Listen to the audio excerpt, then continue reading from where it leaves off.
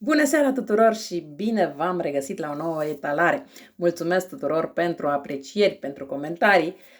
Mulțumesc inclusiv celor care nu le plac videoclipurile mele. Nu este niciun fel de problemă. Fiecare este liber să aleagă la ce videoclipuri se uită. E adevărat că poate uneori sunt mai dură, sau poate că parcă vreau să dau lecții, dar nu este așa. Ce pot să dau sunt sfaturi, dar fiecare le interpretează așa cum dorește.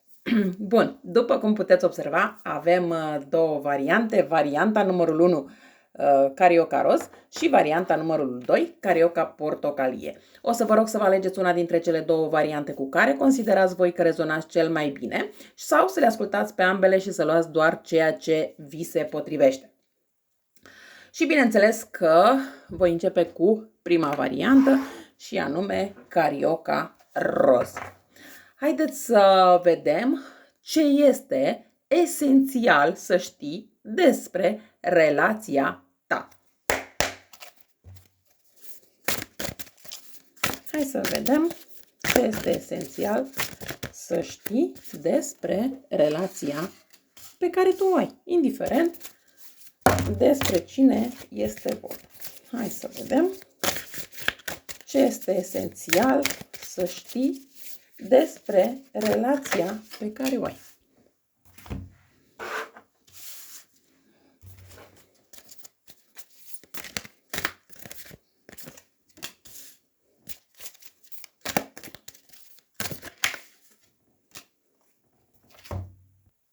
Aici, în această situație, pot să spun că este o relație. De fapt, nu este o relație, de fapt, un teren de luptă între minte și inimă. Ai investit destul de mult în această situație, în această relație, pentru că această relație durează de ceva timp. Aici aș putea să spun că vorbim de minim 7 luni de zile, dar poate să fie inclusiv 7 ani de zile. Ai sperat, ai așteptat, dar în spatele aparentului, așa zis, progres, există o dinamică conflictuală nerezolvată. E de fapt o relație în care deseori te simți în competiție, în care nu e loc pentru vulnerabilitate autentică, fără să devină armă împotriva ta.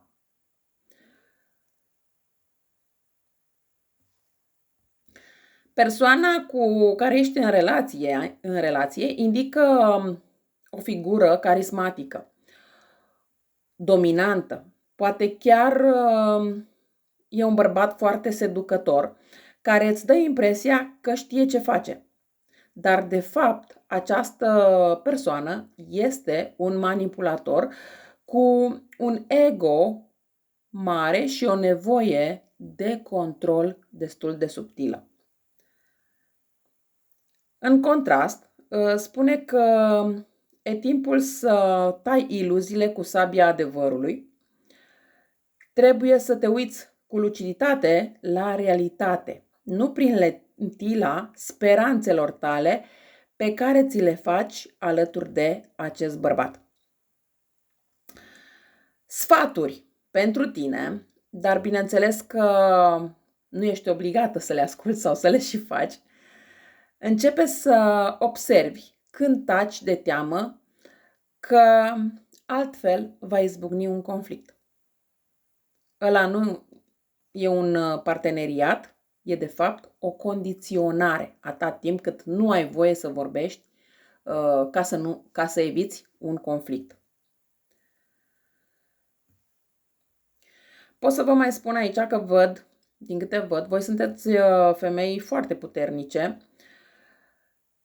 dar ați început să fiți femei slabe în ochii acestei persoane și chiar să trăiți ca o femeie slabă. De ce? Pentru că aveți o oarecare teamă, aveți o oarecare frică.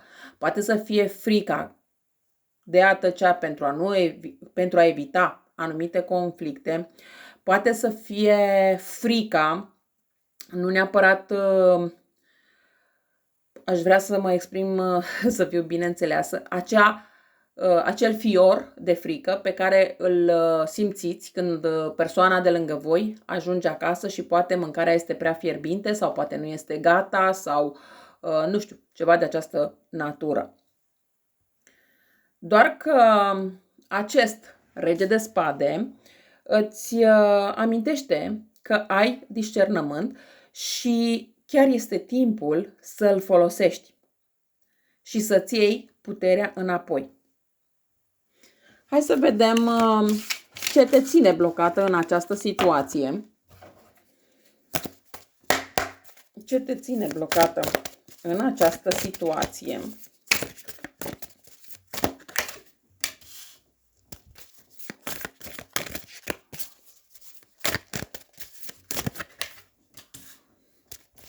Ce te ține blocată în această situație?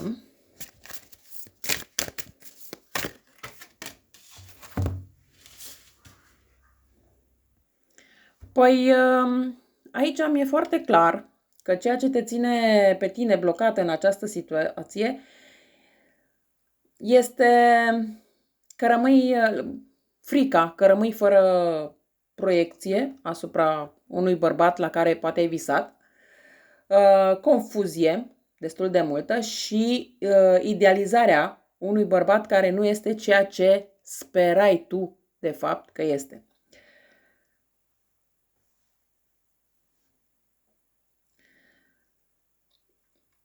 Aici, cu acest 7 de cupe, pot spune că de fapt asta e cheia blocajului tău. Ai prea multe posibilități în cap, dar nu ai o claritate. Ai posibilitatea de a pleca, ai posibilitatea de a întâlni pe altcineva, dar din cauza fricii nu reușești să faci această decizie. Ai multe fantezii, speranțe și chiar proiecții, visezi la cineva nou, nu vezi încă cine ar putea fi persoana respectivă cu adevărat, atâta timp cât nu dai drumul acestei persoane. Și cumva asta te face să oscilezi destul de mult între această persoană cu care ești în acest moment și o persoană nouă care abia așteaptă să intre în viața ta.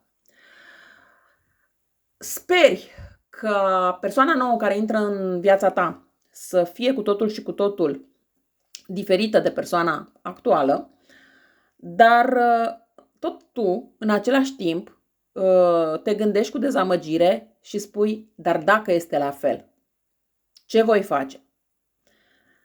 Trebuie să ai curaj să faci pasul, ca să poți să afli dacă cealaltă persoană care stă să apară în viața ta este la fel sau nu. Mi-e clar că, încă o dată, a apărut acest bărbat, adică regele de bâte, cu energia lui de lider, dar și cu potențial de control și foarte mult ego. Se dă, de fapt, un om înțelept, afectuos, protector, dar această cordialitate e adesea destul de calculată și folosită ca să te țină pe tine în această relație.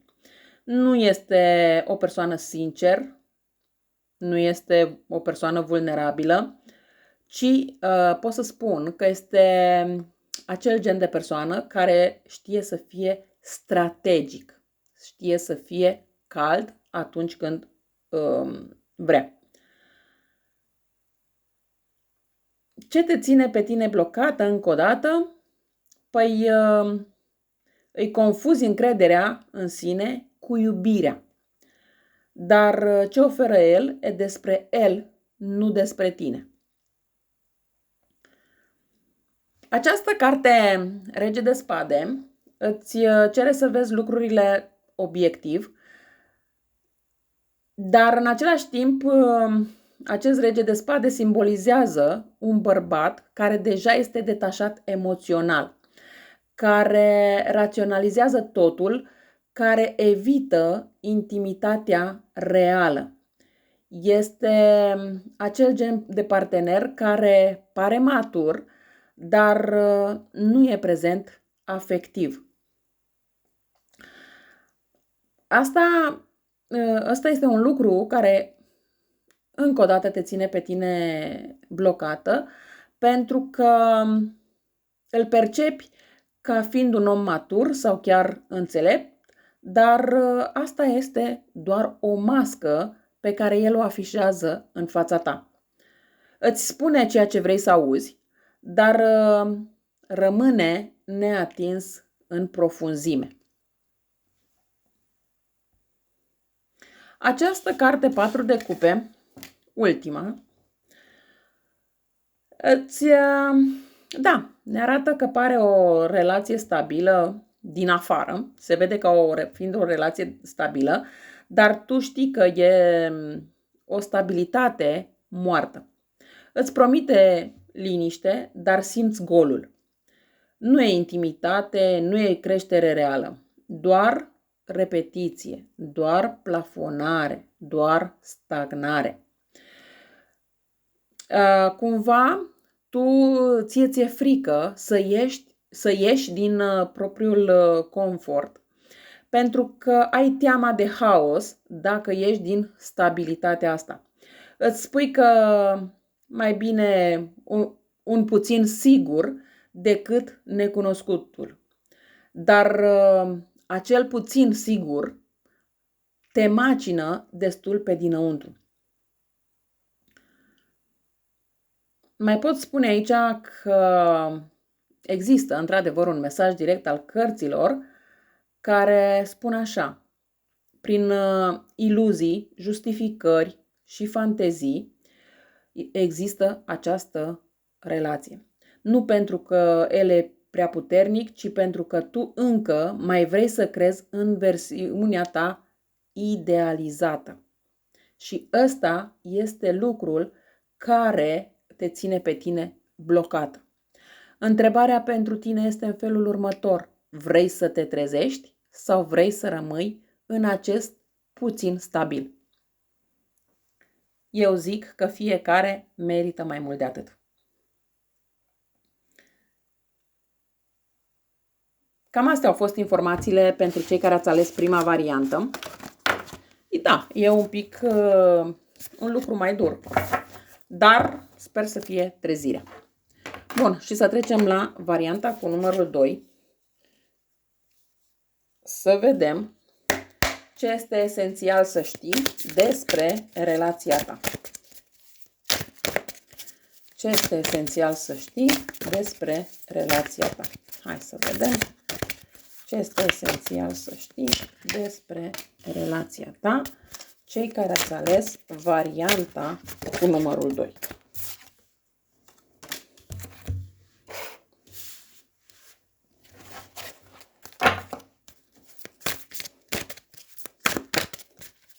Ce este esențial să știi despre relația ta?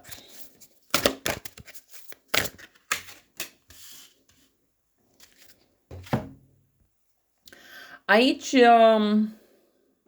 voi începe din nou cu o situație că voi simțiți această relație mai degrabă ca pe o povară decât ca pe o relație bazată pe iubire.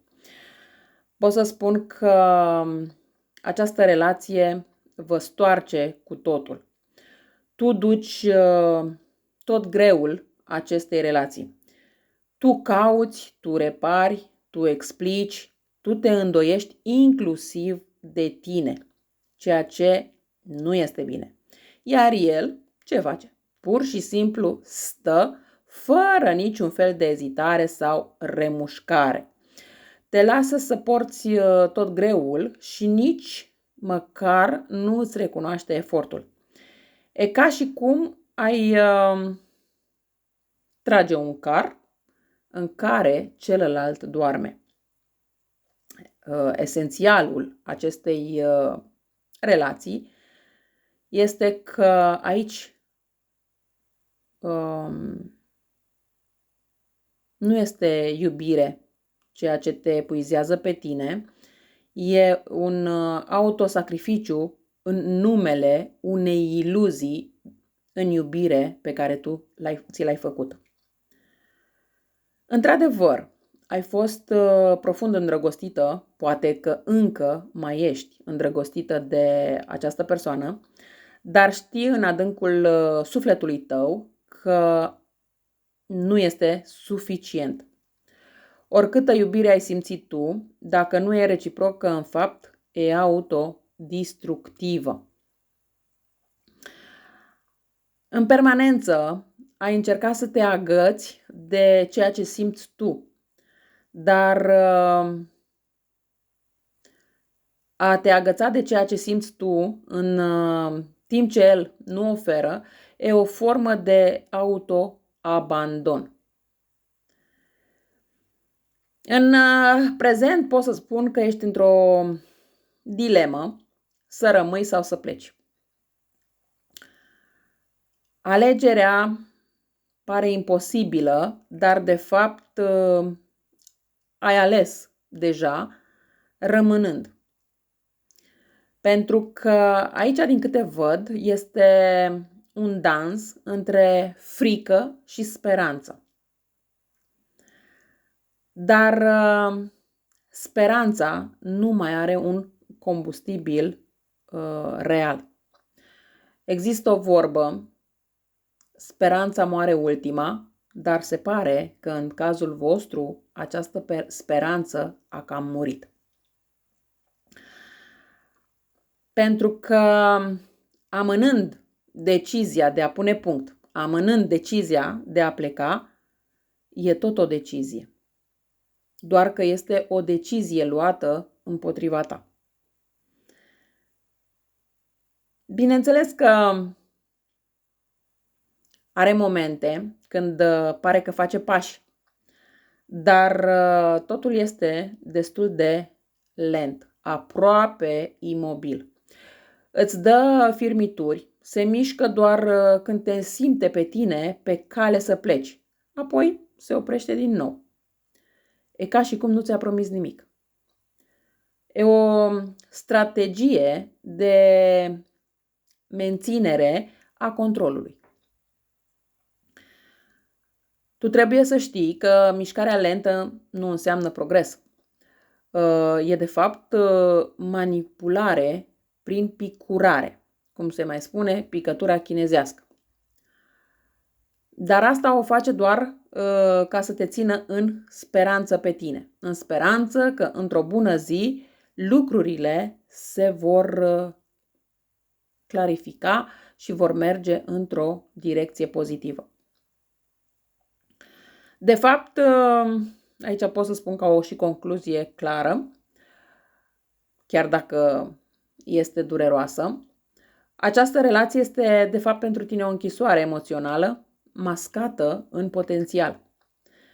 Te ține blocată într-o promisiune care nu se va împlini, doar pentru că tu crezi că mai e ceva de salvat.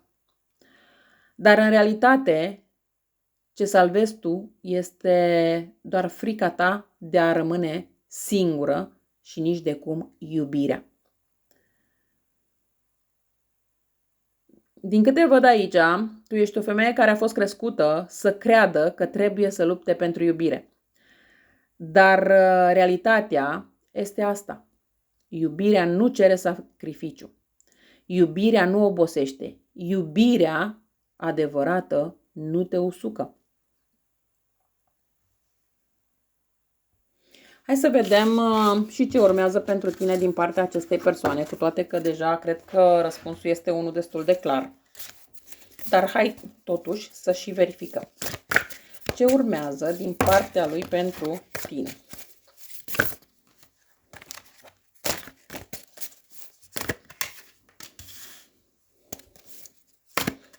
Dacă mă întrebi totuși de sentimentele lui, cred că Etalarea a fost una destul de clară, că aici nu vorbim despre sentimente, vorbim despre manipulare și control.